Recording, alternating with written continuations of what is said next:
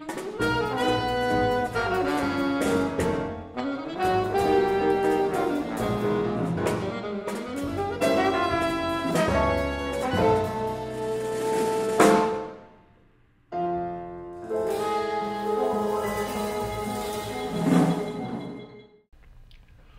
to Marin Voices and Views. With Lawrence A. Strick, I'm Peter B. Collins. Today, we are pleased to present an informal debate between the two candidates for Congress in the new 2nd District, which stretches along the coast from the Golden Gate Bridge all the way to the Oregon border.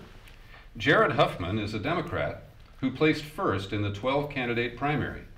He is completing his 3rd term in the California Assembly, representing Marin and Sonoma counties. Welcome, Jared. Good to be with you.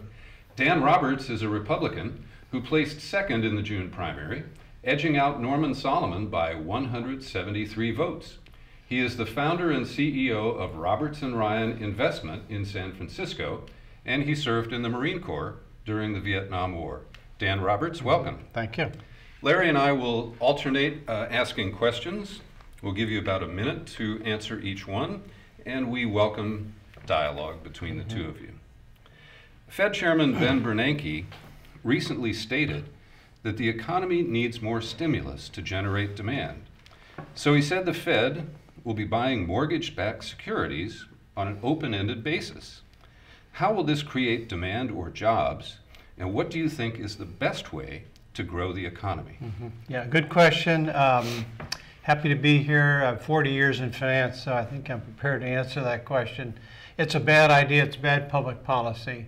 It's like pushing a string, trying to get the economy to move rather than pulling a string, pushing it. There's very little demand, and you're reducing the interest cost on a mortgage, so it's not going to go anywhere.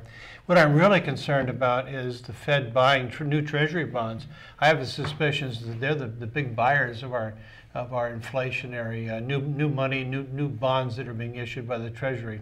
The $1 trillion a year we're overspending. So I'll take the Republican line on this. You got to cut spending, cut taxes, cut unnecessary regulation, allow businesses, small businesses especially, to thrive and grow, and to hire. So do you support the Romney plan? Because it doesn't appear to pencil out. This is the Roberts plan. Thank you. This is my plan. 40 years in the business. Yeah. Okay, then can you pencil it out? How do you cut taxes, reduce the deficit, and you haven't talked about defense spending, but that's a critical area that is a huge cost in both current and deficit terms. I just, for the audience, to clarify this, first of all, you don't cut taxes before, you got to cut spending before you cut taxes. Get that in order. Okay, you said the reverse, so you got to keep it in order. I won't cut taxes without cutting spending first. Okay. In terms of, because then you just add more deficit on deficit, which is unsustainable for us as a country. Ruin our currency or ruin the country. And then you say, where do you go beyond that? You mentioned defense. There are a lot of departments. Everything's on the table with me when I'm elected. Everything's on the table. We generally roll spending down back to about 2008 levels. There's a plan in the House on that. And then you cut about 1% a year for the next 4 or 5 years, and you achieve a balanced budget. No magic, it just takes courage. Jared Huffman, the Bernanke plan and the best way to stimulate the economy. Well, I think the Fed did the right thing with its quantitative easing, but that's not the ideal way to address a crisis like this. The Fed had to take those actions because we have a Congress that doesn't believe government has any role to play in recovering our economy. And they want to shrink government to the size that they can drown it in a bathtub. And unfortunately, that's not the way you grow an economy. So there's one area of agreement that I have with Dan, and that is that military spending ought to be on the table for cuts. I absolutely support that. Beyond that, this is an area of some very substantial disagreements. The idea of cutting taxes right now, on top of all of the tax cuts we've already seen that created that plus the 2 wars created more than anything the big fiscal hole that we're in, is a terrible idea. And for the party of fiscal conservatism, I just find it interesting. They seem to operate in the land of unicorns and tooth fairies when it comes to adding up the math on balancing the budget and eliminating the deficit and debt. You immediately create a $5 trillion hole. with the continuation of the tax cuts for the rich. And so we've just got some fundamental differences here. I think some of the cuts that have been suggested outside of the military budget would actually put this economy in danger of stalling and going back into a recession. When you talk about the kind of very arbitrary almost and deep austerity that Ryan and Romney have proposed, you're going to be putting thousands and thousands of people out of work, teachers and public safety officials and others, at a time when, number one, we need to be investing in education, but number two, we can't afford more chronic unemployment, putting more people on the unemployment rolls. They want to cut health insurance in a way that will fill up our emergency rooms, drive up costs for hospitals and the rest of us through our insurance premiums, and roll back the one meaningful bit of healthcare reform we've been able to achieve in the last 50 years. So there's some deep, deep differences here. I'm very serious about balancing the budget, but I want to use arithmetic and not wishfulness. You know, talking about creating jobs, it seems to me, and you read in the paper all the time, that large corporations, local ones, Apple, HP, Microsoft, are keeping trillions of dollars, $2–3 trillion abroad rather than bringing it back to the United States. What are your thoughts about having the corporations actually invest their money in the U.S., bring it back home, and get jobs? Can we do that? Dan? Oh, my question? Okay. Mm-hmm. Oh, I see. We're following the same order. Thank you very much. You won the coin toss, and I neglected to tell the viewers. Alternate. It's okay. I was looking at Jared, so I screwed up. You threw me off. You threw me off too. All right. What is the question? The question is, we got. I'm just kidding. The reality as we of finance as we deal in a global environment, which we're, as if you don't know now, we're moving to or have been there for years, is that a lot of corporations have plants overseas, and they deal in foreign currencies. So one of the reasons, if you're talking about leaving the money over there versus bringing it back, one of the reasons they leave the money over there is to avoid the need to hedge, because they buy and sell in many foreign currencies. So if they leave it over there rather than reconverting it, sweeping it to dollars, they leave it there, they avoid that currency risk. That's number one, right? What was the second part? Was there a second part of your question? Can we give them some incentive to bring those funds, dollars or anything else, to invest in the United States to create jobs here? What do we do about that? Yeah, create jobs here. Okay, that's good. I'm all about job creation. I'm running a campaign about economic recovery leading to job creation, not about the government creating false sense of jobs, right? It's not more government spending, so we're not going Jared's way or the progressives' way. I'm giving the voters a clear choice here. Real, honest, private sector jobs or more government spending, more money creation, which isn't the way to go in my opinion. So can you do it? Yeah, you can give certain tax exemptions, tax forgiveness, but the downside, there's no easy way, or Obama would have done it, right? Or you can give tax exemptions, but then if you give an incentive to bring money back every few years, then you're rewarding maybe what could be conceivably bad behavior. Well, you're talking about an amnesty. I'm talking about incentives to have people be responsible in the United States, American corporations that are really profiting and almost in some ways being unjustly enriched by leaving their funds overseas. Well, just to correct you, they are honest. There's nothing dishonest or unfriendly, in my opinion, with global investing. I come from a different background than you do, clearly. There's nothing wrong about it. It's not a bad thing. It allows our corporations to fulfill their mandate, right? Which is to their shareholders. Well, I think we found another difference because I believe that parking huge amounts of money overseas in the Cayman Islands or in subsidiaries around the globe, as the case may be, to avoid paying taxes to this country is fundamentally wrong. And I think we need to find ways to fix provisions in the tax code that not only allow it, but appear to subsidize it. So I absolutely am against an amnesty kind of solution to this. I want to bring that money back in. Kind of like what President Obama has proposed, which is basically to close the provisions of the tax code that allow this to happen and then use that revenue to reward companies who bring jobs back, who bring subsidiaries and manufacturing operations and jobs back into this country. Let's create tax advantages to do that.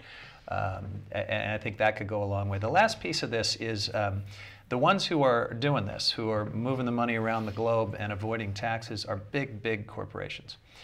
Small businesses who we all kind of want to support, where we know that's the engine of our economy and of job creation, don't have the wherewithal or the resources to avail themselves of those creative tax loopholes. And as a result, you have a corporate tax rate that nominally is a certain amount. Most small businesses really do pay it. And then you have the big boys who sometimes pay nothing at all.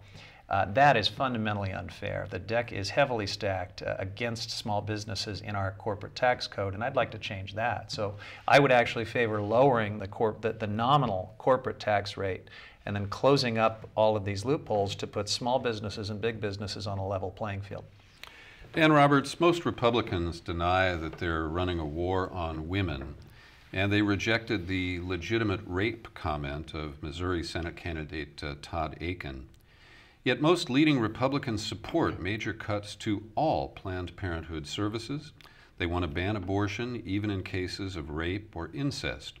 Where do you stand, and what will you do to protect reproductive rights? My platform is one as a conservative fiscal hawk, cutting the excess spending that makes us destabilizes our economy, our country, endangers our country, this noble republic we're trying to sustain. On the other side, on social issues, I'll answer that by saying that I am a moderate on all social issues. So you make your decisions as an individual to abort, not to abort, whatever it is, birth control, no birth control. You make your own decisions on that, but I would say then you have to live with again, marriage also, you have to live with the consequences. So do you support the leaders of your party who call to cut Planned Parenthood entirely, not just abortion-related services? I think, well, here's where I stand on that. Remember I said people make their own choices and they have to live with them. I would say this, that it's not right to force some Americans who are against, emotionally and strongly and spiritually against certain activities, it's not right for them to have to pay for somebody else's choices. So to that extent, I do not support Planned Parenthood, and I agree with them on that. Jared Huffman? Yeah. Well, I disagree once again, and bear in mind that a lot of this war on women that we've seen in the current Congress and the current House of Representatives has been carried out in the name of fiscal conservatism. They found certain types of services and programs that they claim we can't afford. And many of them just happen to be funding family planning and reproductive choice. So it's very disingenuous, and I will oppose eliminating a woman's right to choice and access to family planning and contraception no matter what form it takes. If it's masquerading as fiscal conservatism, I'll oppose it. If it's a straight up anti-choice fastball down the middle of the plate, I'll oppose that too. Dan, thank you. More people than not, about 67% of Americans polled recently, think we should get out of Afghanistan immediately. In the recent conventions, Governor Romney didn't mention Afghanistan. He didn't talk about it at all. President says we're going to be leaving Afghanistan in 2 years, certain. Do you think that's the right kind of timetable? Does it have to go faster? What do you say to the president in that regard? What are your feelings regarding Afghanistan at this point? To the president and the future President Romney, I begin with the statement that I went to war a long time ago. You might know that if you read go on danrobertsforcongress.com, that I went and I risked all. Life, liberty, pursuit of happiness, property, the whole Bill of Rights and the whole thing to serve my country. So I paid a dear price in war. So my heart is definitely with the warriors that are over there. And it just breaks my heart to see the body bags come back. And so, and I don't think it's going to go anywhere. And I don't trust anybody to say that it's going to be over in 2 years or 3 years or 1 year. I say go out now. We're not accomplishing anything. We're risking lives, and the Treasury aside, we're risking young men's lives, right? And there's such a big disconnect between a hot war over there and what goes on here at home when I walk down this street. And that's not right, because when the troops come back, congressmen, not me, but others might have short memories on do we keep the promise to the troops. So the answer is bring them home as soon as possible. Tomorrow it might be okay with me. Thank you. And thank you for your service, Jared. Well, I also want to thank Dan for his service. It's it's a great thing, and I respect him for that a great deal. We agree on this. I think we want to see operations in Afghanistan ended as soon as possible, and I think it should be right now. We should get our troops home, and I certainly agree with Dan's point about taking care of those who've stepped up to military service once they get back. My own view of it is that we've got a lot of chicken hawks in the Republican Party that are quick to start wars and then walk away from veterans when they need us. That's happening right now in Congress. You saw a veterans jobs bill get scuttled, basically, because Republicans are so focused on not giving President Obama a win on this issue heading into the election. And it's really unfortunate that it feels like the Democratic Party and folks who agree with me that we shouldn't have gotten into these wars, and certainly not the duration of the war in Afghanistan, is now left to sort of clean up the mess that others started without their support to take care of our veterans. So that's going to be a very high priority for me. And this 2nd Congressional District includes an awful lot of veterans, especially if you go further up the coast. Their need for services is great, and I'm absolutely committed to making sure they get them.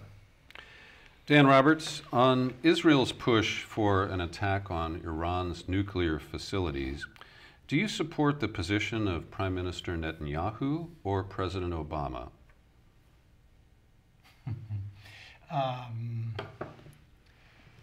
Well, I think, if I'm correct, I don't think Obama wants to go to war with Iran over this issue. I think my position is, let me just back up a second. You seem to, in many cases, you have tied me in with the Republican Party. And it's true that I want to distance myself from them because I am more of an independent reformer. I'm running that kind of campaign than a party platform campaign. So when you ask me questions, try to understand that I'm an independent reformer, not necessarily a pure stream Republican, right? So my opinion on the we're talking about Iran, right, is that I don't think we should go to war over there, and I hope to hell that Israel doesn't do a first strike on them. So I would say, just live and let live. We need to get out of that. We need to be out of there. We've inflamed the world by our presence. It takes nothing more than that to inflame them. Why is the Mideast burning up now, right? It's because we're there. We don't belong there. That's a very independent position. Thank you. Jared Huffman? Great. I want to be very precise in answering this question, and I didn't quite catch the first part of it.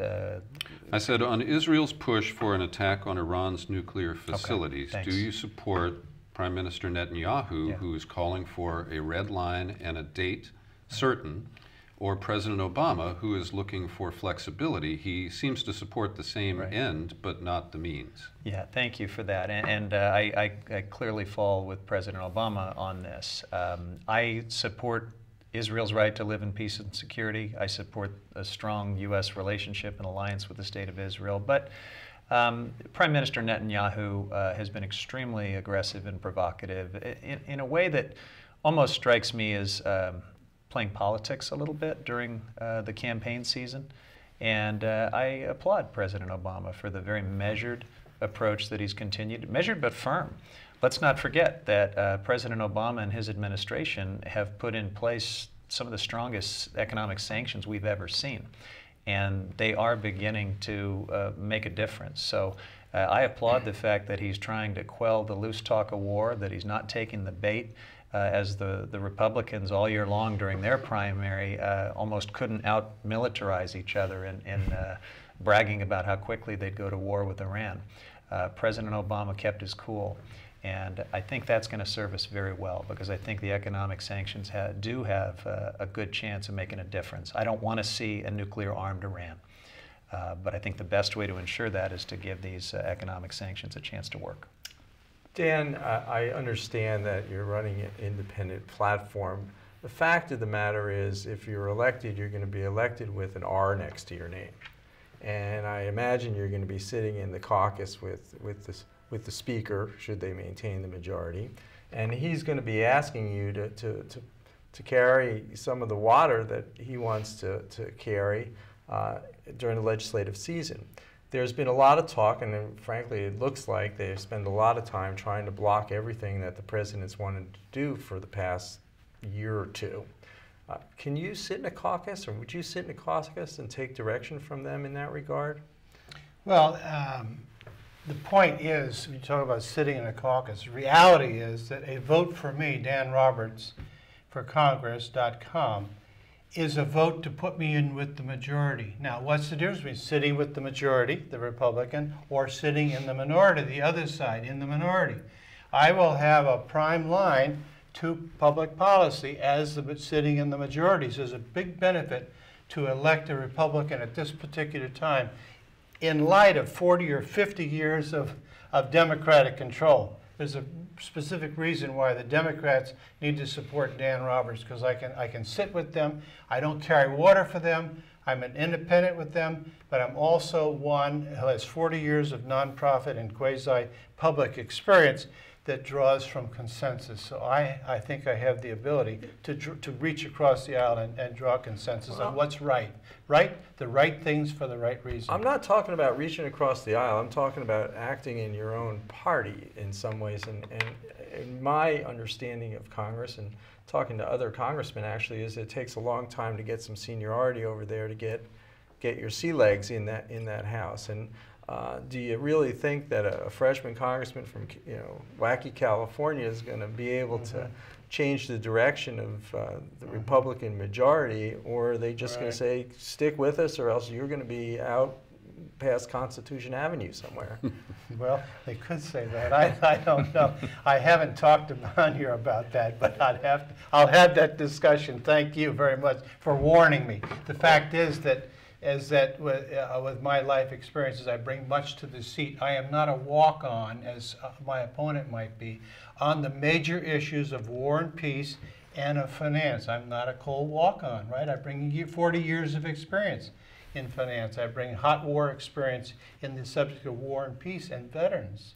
So I bring issues that will be important to them, and I hope they recognize that I bring something substantive to the table. Jared, if the Democrats are successful in recapturing the majority in the House and Speaker Pelosi retains or gets back to her speakership, do you see yourself having any daylight with the Speaker, or where do you stand with her basic ideas, and how can you distinguish yourself in your caucus? Well, I like Speaker Pelosi a lot. I'm going to call her Speaker Pelosi optimistically here. I think she's a great leader. I feel like her values are reflective of Northern California values that I share. And I would just love nothing more than to be part of a majority under her leadership.